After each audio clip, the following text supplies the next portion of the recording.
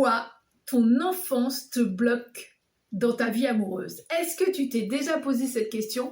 Peut-être que tu n'as pas encore été voir ta vie amoureuse de cette manière-là. Moi, ce que j'adore, c'est Bruce Lipton. Je ne sais pas si vous connaissez, Bruce Lipton est un biologiste cellulaire. Moi, j'aime bien tout ce qui est un peu scientifique aussi, d'aller vérifier toutes ces choses-là. Et lui, il évoque en fait que nous avons des programmes inconscients qui se sont faits pendant notre enfance. Notre enfance, j'aime bien dire que l'enfance, c'est pas une heure, une semaine, non, c'est des années. Et là, déjà, entre 0, 6, 7 ans, même avant dans le ventre de nos parents, nous avons déjà vécu des choses. Pourquoi? En tout cas, nous avons enregistré des programmes. Et si c'était le tien qui sabotait ta vie amoureuse? Intéressant. Nous allons voir plus en profondeur. Donc pourquoi 0, 6 ans et pourquoi dans le ventre de la maman? Parce que on est un peu comme sous hypnose en fait et on va enregistrer en fait tout ce qui se dit. On n'a pas la maturité intellectuelle pour aller analyser à cet âge-là. Et donc qu'est-ce qu'il va faire? Eh ben, on va adopter les comportements et les croyances. J'ai déjà parlé des croyances sur une autre vidéo des parents. Des parents et de tous ceux qui s'occupent de nous. Nous sommes un petit enfant, vous imaginez, 0-6 ans. Voilà, qu'est-ce qui se passe à 0-6 ans si on ne s'occupe pas de nous? C'est simple, on meurt. Voilà, et donc il y a toujours cet instinct de survie qui va être là et on va s'adapter pour pouvoir rester en vie. Et tout ça, c'est bien inconscient. Et là, vous me direz, ouais, bon, c'est sympa ce qu'elle nous raconte, mais imaginez, en tout cas, rappelez-vous quand votre enfant a dit le premier gros mot.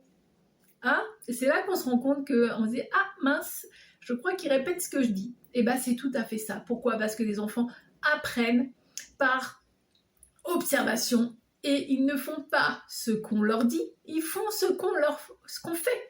Voilà, et ça c'est toujours intéressant dans l'apprentissage des enfants. Voilà.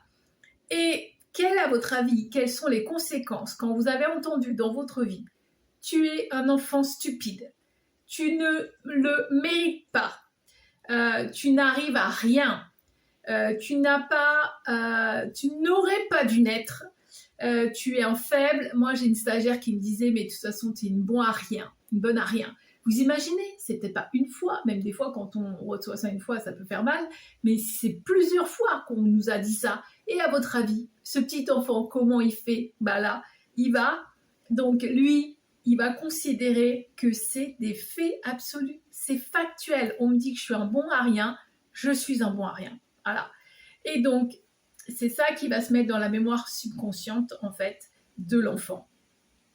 Et inconsciemment, comment il va réagir? Il va adapter son comportement, son potentiel dans sa vie. Et c'est ce que j'appelle un peu le sac à dos. Voilà, on arrive avec notre sac à dos. Mais votre sac à dos, vous ne l'avez pas laissé à 18 ans chez vos parents. Non, vous l'avez embarqué avec vous. Vous l'embarquez dans votre travail, vous l'embarquez dans votre vie amoureuse, vous l'embarquez tout le temps avec vous. Et on a tous un sac à dos qui est différent aussi. Et c'est ça qui est hyper intéressant parce que souvent on a envie que l'autre soit nous, mais on le sait, il n'est pas nous. Il arrive avec son sac à dos. Et c'est ça qui est, je dis, intéressant toujours parce que ça nous permet de prendre du recul, de reprendre sa responsabilité aussi, de se dire, des fois, le sac à dos, qu'est-ce que j'en fais moi? Peut-être que je le balance dans la tête de l'autre. Dans sa vie amoureuse, c'est pareil. Un moment, quand on choisit quelqu'un, je vous l'ai déjà dit, on ne choisit pas quelqu'un par hasard. On va choisir quelqu'un qui va nous permettre d'être complet. Parce que là, il y a plein de choses qu'on a congelées dans notre enfance. Congelées, ça veut dire qu'il y a des choses que nos parents ne nous ont pas autorisées. Et puis, souvent, on va trouver un partenaire, une partenaire qui, elle, va s'autoriser des choses que nous, on ne s'est pas autorisées. Et vice-versa. Et dans un couple, c'est quoi l'objectif? C'est d'aller décongeler ces parties-là. Donc, bien sûr, c'est là où il y a toutes les disputes qui remontent à la surface. Et c'est là qui va faire qu'on va pouvoir se libérer, s'autoriser petit à petit à d'autres choses pour être un être totalement complet. Et c'est fascinant. Voilà. Et notre subconscient, c'est quoi? On le considère comme notre disque dur. Vous voyez le disque dur d'un ordinateur? Voilà. Ce qui est génial, c'est que quand on reprend la responsabilité, et vous savez, ceux qui sont en formation avec moi, la responsabilité, chacun reprend la sienne. Pourquoi? Parce que quand on est acteur, on peut agir. Quand on est dans la plainte, comme j'aime bien dire à mon fils, moi je ne prends pas de plainte. Si tu veux, je te dépose à la gendarmerie. Voilà. Donc on est dans l'action, on reprend sa vie. Alors c'est pas toujours évident, mais c'est ok. La vie, c'est pas une compète. C'est chacun à son rythme par rapport à ce qu'on vit, par rapport à notre sac à dos, par rapport à l'instant, par rapport à tout ça. C'est étape par étape. Et des fois, on n'a pas envie d'y aller et c'est ok. voilà, là-dessus. Et donc, tous nos programmes, on les télécharge dans notre disque dur. Et qu'est-ce qu'on en fait? On se le trimballe. Et donc, c'est là aussi que des fois, on peut dire, ah bah dis donc, tu ressembles à ta mère, tu ressembles à ton père. Et puis, on n'en a pas toujours conscience. Donc là, ça veut dire que quand il y a un stimuli, il y a quelque chose qui va déclencher, on va avoir une réaction, un comportement. Et donc ça, c'est ce qu'on acquiert la première fois quand il y a le signal. Vous voyez? Donc c'est dans la mémoire du disque dur. Et là, ça va activer, entre guillemets, notre interrupteur et on va mettre en place une réponse automatique. C'est pour ça que des fois, on ne comprend pas le comportement de certaines personnes, mais ça a été touché quelque chose qui est ancré. Et ça, c'est tout inconscient aussi. C'est pour ça qu'on dit toujours que l'autre, quand il nous dit quelque chose, c'est pas par rapport à nous, c'est par rapport à lui. Voilà. Donc l'autre subconscient, lui, il est toujours au présent, il est toujours là. Et notre conscient, lui, c'est notre moi, en fait. C'est la petite voix qu'on a dans la tête, d'accord? Toutes nos pensées, toutes nos peurs, tout ça. Et toutes nos pensées, 92% de nos pensées sont irréelles. Vous imaginez? 92%, c'est quand même énorme. Et si vous ne me croyez pas, vous avez raison, parce que j'ai dit toujours ne croyez pas tout ce que je raconte. Testez. Pendant une après-midi, vous allez noter toutes vos croyances, en tout cas toutes vos pensées, et souvent ça finit mal, hein, les pensées, et vous allez regarder celles qui se sont réalisées. Et vous verrez bien là. Donc, on a le conscient avec toutes nos pensées, et le subconscient qui, lui, est toujours au présent et qui, lui, a toujours, c'est en pilote automatique. Si vous avez le permis, demandez-vous des fois qui conduit. Quand vous n'êtes plus vraiment là, que vous êtes dans votre pensée, et heureusement que le subconscient est là pour prendre le volant. Et donc, c'est ça. Et donc là, si vous voyez déjà tout ce qui se passe. Donc, l'enfance, comme je dis, hein, ça a un impact important dans notre vie et c'est ça qu'on doit pouvoir comprendre. Parce que, comme je vous ai dit, on est en mode survie à chaque fois quand on est un petit enfant. Et ce qu'on a envie, c'est d'être aimé, tout ça. Et puis, des fois, on va s'adapter. Si on regarde l'enfant de 0 à 18 mois, quel est son objectif? Son objectif, c'est la partie de la phase de l'attachement. On voit très bien, là encore plus 0-18 mois, vous imaginez, déjà 0 mois, on ne bouge pas, on était dans le ventre de maman, on avait tout, on avait toute la nourriture, tout ce qui arrivait dans notre corps, simplement. Et là, hop, pouf, on arrive, on prend l'air, on sort, et déjà, il faut être conscient qu'on n'est plus avec notre mère aussi, vous voyez. Donc, il y a vraiment tout ça. Donc là, on est encore plus en mode survie bébé. Et puis lui, il me dit, ne me quitte pas, parce que si tu me quittes, moi, je vais mourir.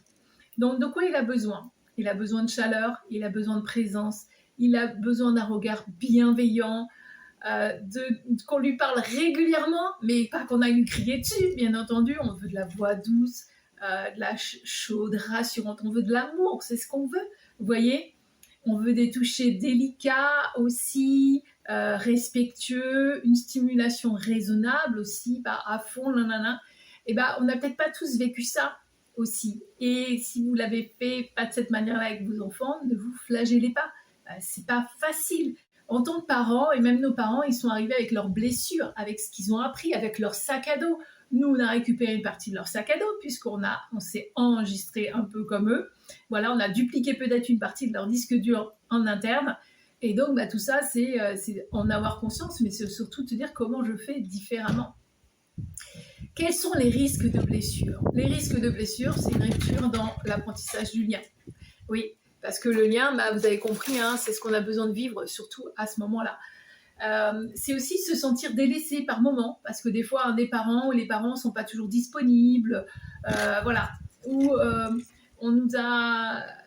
maman a été très, très occupée, et donc elle a fait chauffer le lait qui n'était pas assez chaud, voilà, et vous voyez, nous, en tant que bébé, on boit et on s'adapte, voilà, alors que c'est pas terrible, voilà, on va avoir tout ça, on va intégrer cette expérience comme négative.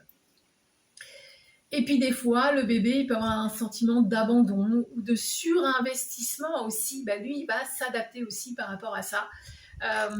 Et donc, voilà. Donc, comment il se réadapte? Il va se construire un costume de survie. Voilà. Et le costume de survie, ça va être sur mesure parce qu'il y a toujours cette peur, cette sensation de mort aussi. Vous imaginez s'il ne mange pas. Avant, il était... all inclusive dans le corps et puis maintenant il doit attendre que papa, maman ou d'autres sont là disponibles pour s'occuper de soi. de lui. C'est pas facile, hein. Et donc, on peut avoir, de l'autre côté, il va se suradapter, il va aussi avoir la peur du rejet, aussi. Et donc, comme on a la peur du rejet, qu'est-ce qu'on fait? On va s'adapter, donc il va être plus distant, il va donner peut-être l'impression de se débrouiller tout seul, pas besoin des autres, il peut rester seul pendant longtemps, voilà, capable de rester longtemps comme ça. Et puis, on va dire, tiens, c'est son caractère, et en fait, non, c'est juste qu'il a mis un costume pour se protéger.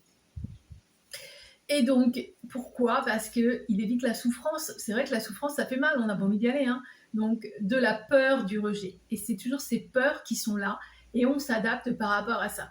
Et donc, quand vous arrivez, dans une relation amoureuse, qu'est-ce qui se passe? Vous venez aussi, au début c'est facile, au début on est plus soi, on met en avant toute la merveilleuse, de tout, le merveilleux de qui on est, et puis à un moment il y a des peurs qui vont arriver, et puis là d'un seul coup on va remettre ce costume de survie, alors que on n'est plus enfant, mais souvent on revient dans l'enfance, hein, comme ça. Quand il y a des émotions que vous vivez, posez-vous la question, quelle est l'émotion que je ressens?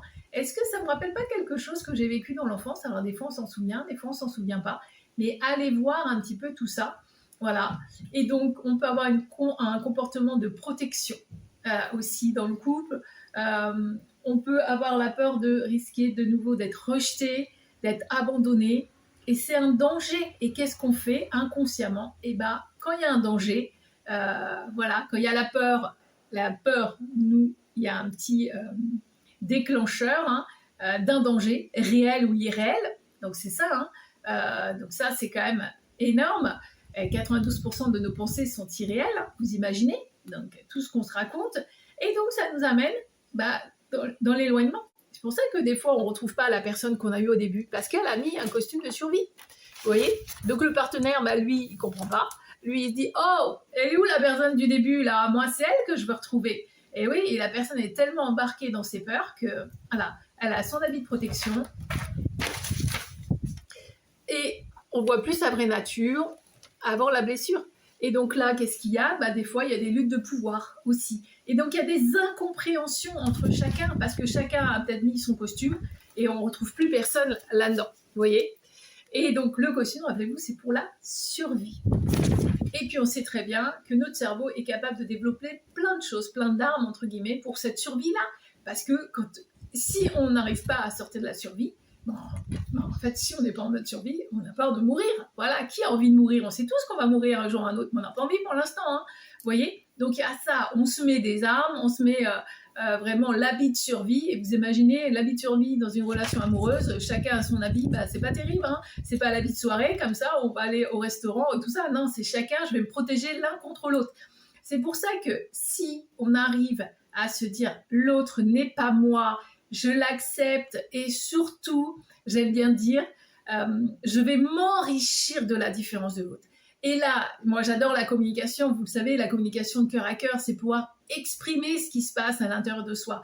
Tu vois, là, quand il y a telle situation, voilà ce que je ressens. Et si je me replonge un peu dans mon enfance, il y avait ça qui se passait. C'est vrai que ma mère, elle n'était pas toujours disponible, elle était toujours pressée, ou elle me balançait des trucs, oh, de toute façon, toi, t'es arrivé comme ça, on voulait pas de toi. Voilà, vous voyez, et l'autre en face, il est empathique aussi. Et puis, qu'est-ce qui se passe? Souvent, on va choisir, en plus inconsciemment, hein, notre cerveau va choisir quelqu'un qui a la blessure, en fait, à peu près à ce même âge. Pas tout à fait la même, mais vous voyez, donc il y a ça. Pourquoi? Parce que notre objectif, c'est de pouvoir se libérer. C'est ça qui est merveilleux. Et puis, des fois, on s'auto-sabote des choses pour se protéger. Et pourtant, l'amour, c'est tellement beau.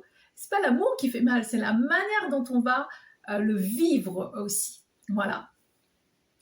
Et donc, lui peut-être, ou elle aurait peut-être eu une mère qui a eu des difficultés relationnelles, ou dans le travail, ou ce qui peut arriver, une mère qui a été en baby blues. Et vous voyez, quand il y a baby blues, c'est pareil, hein, si on rejette un peu l'enfant, donc il a été rejeté.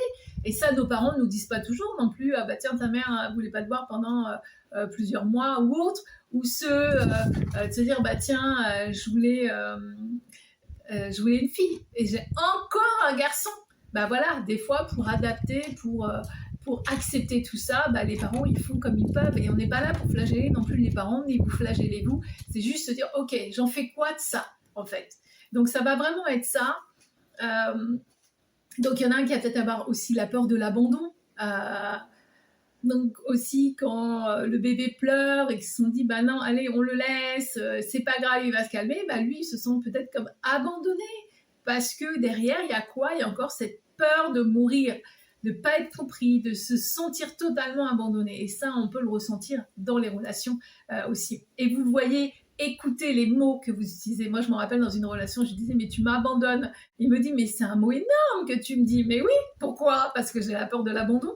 Voilà, tout simplement, mais j'en avais pas conscience. Et c'est ça que j'ai remarqué depuis quelques mois, même plus longtemps que ça, de se dire, il y a des mots, alors je sais pas si ça va être très clair, mais il y a des mots qu'on utilise dans notre vocabulaire qui sont une clé qui nous permettent d'ouvrir des portes et de nous libérer, voilà, de faire sortir le petit oiseau, pouf, et on puisse s'envoler totalement pour être plus libre, plus heureux dans notre vie.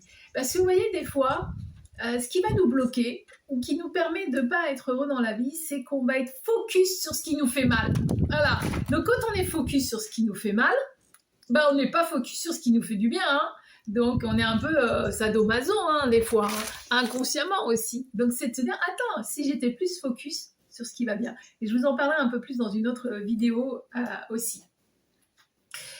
Et donc, pour revenir un petit peu là-dessus, le message qui peut être donné aussi, c'est « n'aie pas besoin de moi, débrouille-toi tout seul ». Et donc, quand on a cette peur-là, bah, qu'est-ce qu'il fait? On va essayer d'être dépendant, de ne pas être avec les autres, de pouvoir vivre un peu tout seul et on va saboter aussi nos relations amoureuses là-dessus. Et qui suis-je? Je suis Nelly Rousselin, je suis contaminatrice positive. Pourquoi? Parce que le stress est contagieux, le positivisme aussi. Et il y a tellement de choses qui sont en lien avec l'enfance par rapport à tout ce que je vous dis, mais rien que ça, par rapport au stress, par rapport à tout ça.